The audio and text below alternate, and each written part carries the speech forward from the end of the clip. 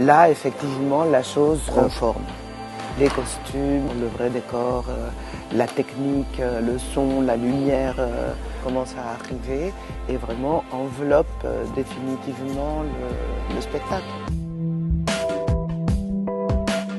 Le décor, il est vraiment conçu comme une machine à jouer pour eux, en fait. Un peu comme une place publique qu'on aimerait la plus ludique possible.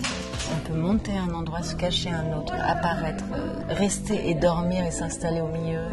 Comme une page blanche dans laquelle on puisse, nous, spectateurs, projeter les images que le récit nous inspire.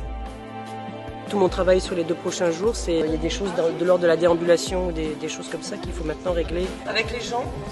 Avec le monde, toutes les têtes, on ne te voit pas. Ils connaissent leurs déplacements, leurs placements, mais maintenant, quand évidemment la réalité sur les volumes va un petit peu, forcément, je vais forcément les faire évoluer dans l'espace.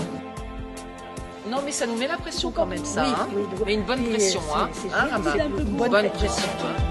Moi, je trouve qu'avoir des costumes, ça nous permet de laisser notre personnalité complètement et adopter la personnalité du personnage qu'on joue. On a décidé de ne pas illustrer, d'être le plus brut possible au niveau du décor ou de l'espace ou des accessoires.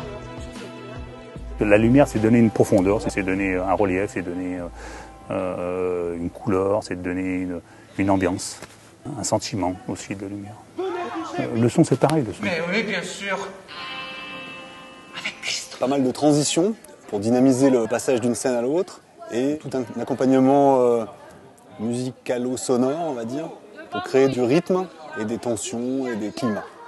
Juste l'océan, une falaise. Regardez. Ici, nous ne gênerons personne. Des tenues noires pour tout le monde, des choses qui mettent vraiment en valeur leur visage, leur peau.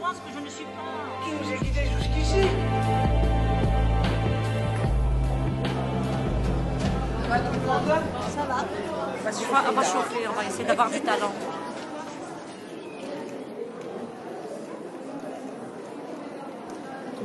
Oh, je te jure.